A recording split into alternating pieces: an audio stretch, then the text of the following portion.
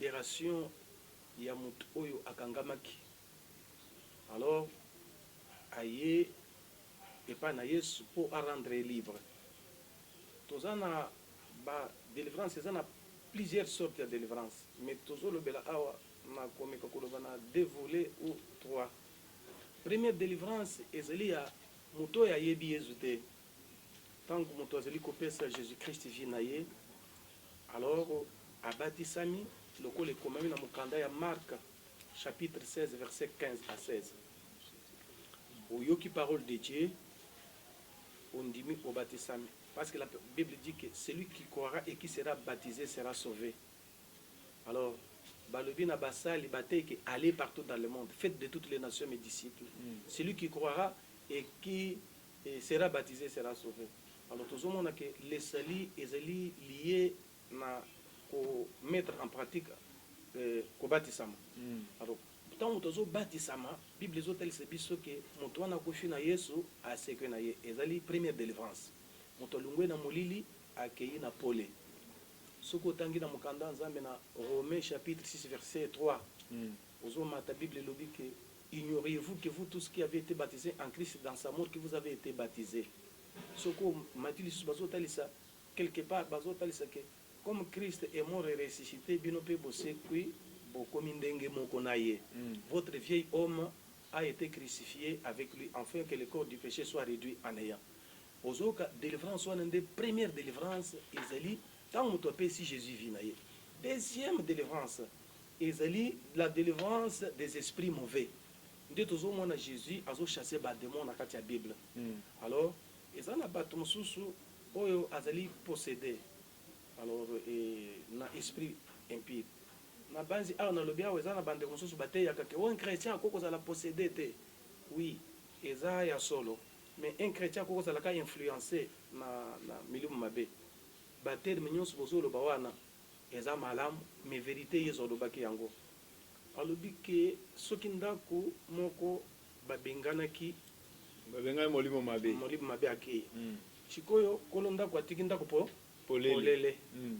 Et que ba démon wana babimi moko na moko akozonga akoluka 7 démons plus méchants que lui. Azongi akoti wapi? Akoti wana place ba bengana. Atelemi libanda azo sala influence libanda.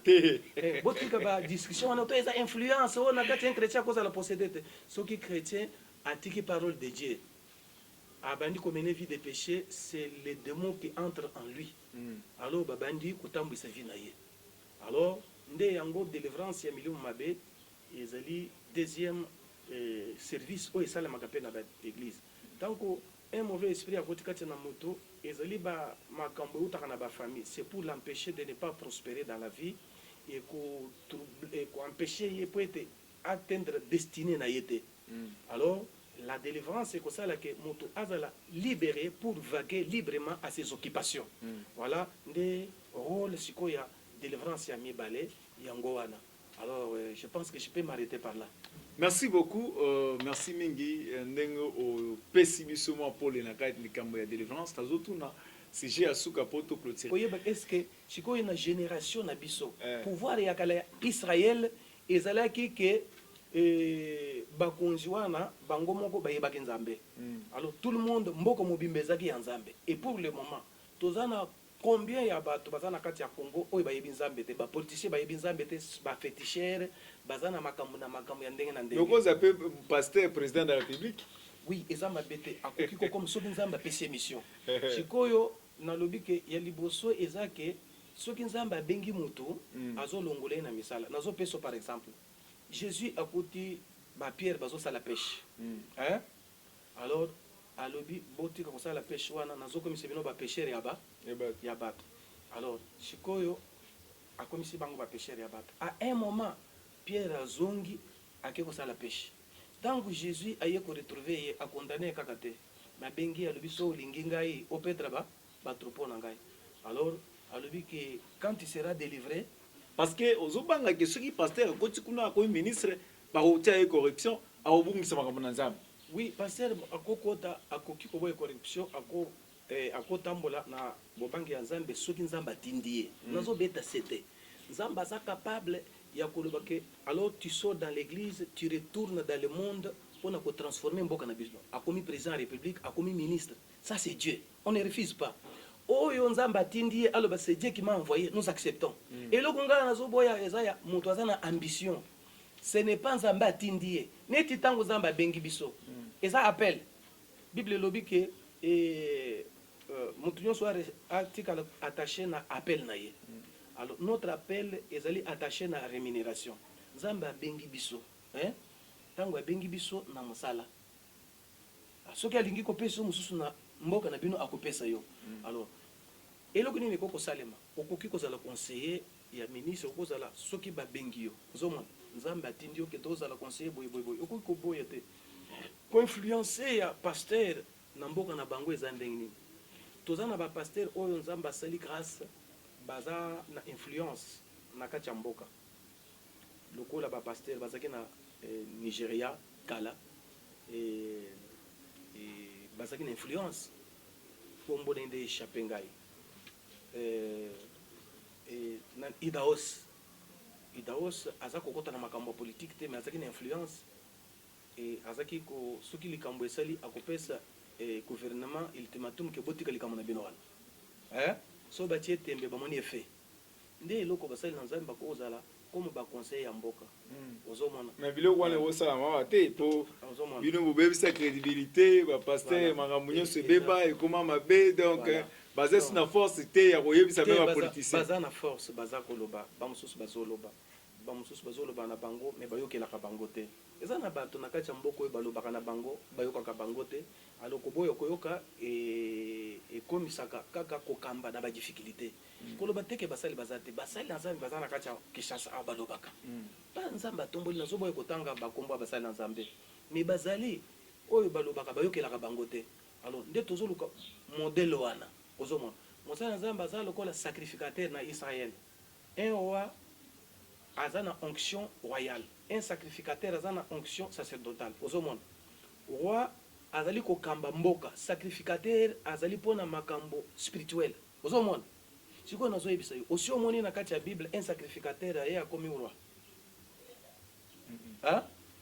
nalobi sacrificateur akomi roi est-ce que so omona ye aza te ala ndenge moko sacrificateur azalaki kaka munoko ya nzambe mpona okende koyebisa roi ke omoni makambo oyo ozosala boye nzambe boye yango bomba prophète il faut osala boye soki oboyi bokonzi no esili ozomona ndenge ntango ya basamuel alors un serviteur de Dieu aza moto apesaka pouvoir neti Bible ezoloba ke toute autorité vient de Dieu sikoyo nzambe aza représenté par basali na ye c'est que pouvoir oyo bato nyonso baza nango euti epai na biso ozomona nde ele fuko toko koyeba eza pouvoir ya satan te eza ya biso topesi bato bakamba bandeko parce que biso toza na mosala ya kosala toza na lutte contre satan po tobotole bato o wana tokosala ere moko tokei na bato wana na mosala mosusu ere moko tozokende kobundela bango na molimo te ozomona alors soki nzambe abengi mosali mpona kosala politique akolobela ye soki ke nzambe alobeli yo kende kosala yango mpe salela nzambe eyebisaka biso ke Dieu m'a envoyé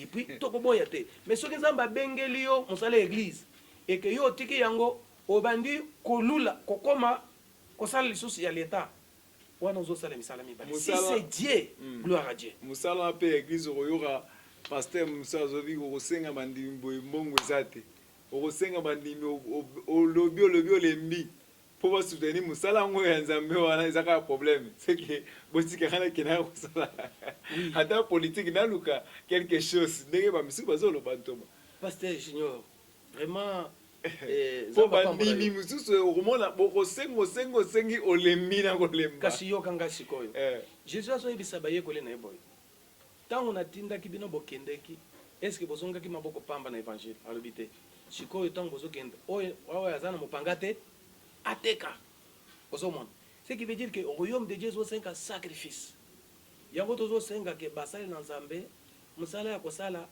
eza na kati ya politique parce que eza na makambo ebele soki nzambe atindi moto okenda kosala mais mosala na nzambe nyonso il faut kocréer quand même à part et moi mosala moko oyo kokotisa mbongo alors nous devons payer les sacrifices à l'exemple des apôtres apôtre Paul aza kotonga bitoko mais akotaki na politique ya mboka na bango te sauf azotonga bitoko mpona kozwaka mbongo na matière ya bacommerce azoteka ye aza na évangile.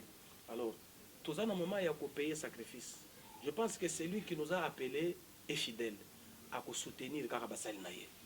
Musali anzamba ko souffrir des années, un jour à kopambola ye. Ozomona.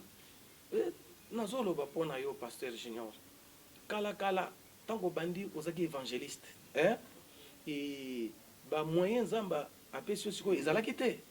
Okokaki kozwa même ba caméra o ezo filmer biso te. Okokaki kozwa na ba biloko tozotala te.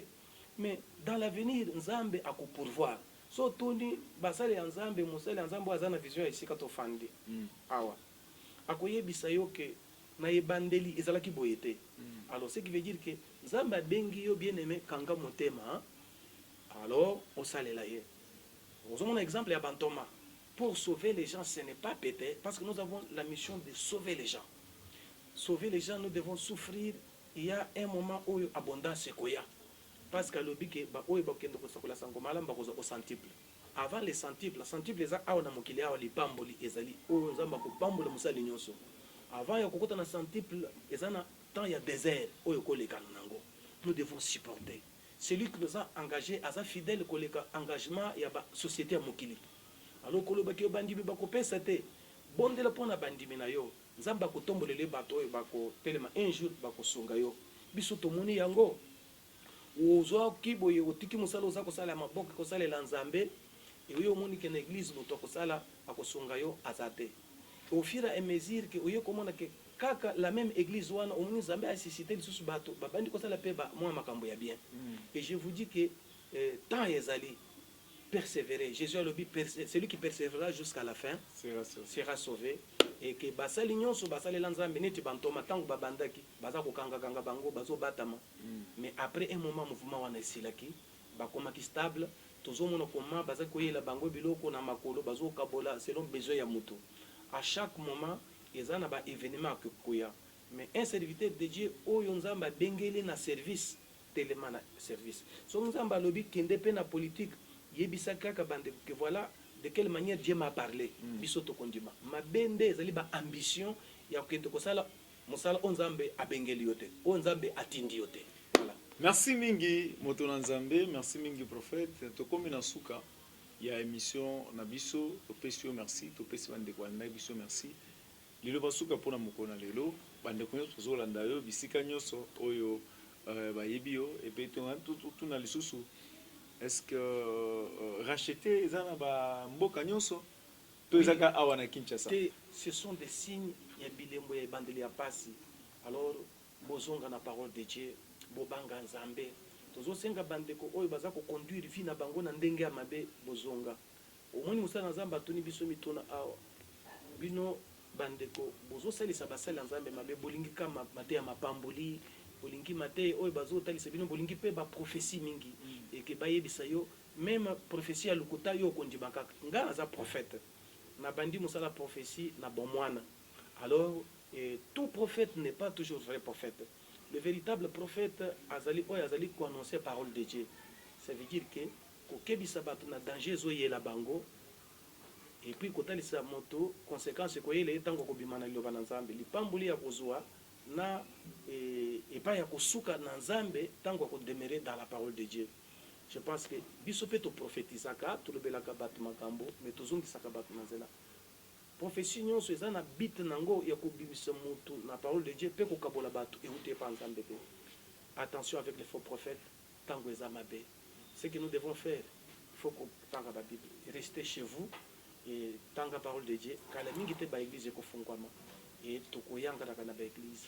Et bon respecter la notion où il y a coronavirus, il y a kosokola maboko et distance à 1 mètre, ndenge programme mboka pe ya bukili mobimba basali. Que mon Dieu vous bénisse. Amen. Merci beaucoup. Tokomi na suka to lobiete émission ezali kolanda mabisika nyonso tout partout Algérie, Belgique, Tunisie, Libye bisika nyonso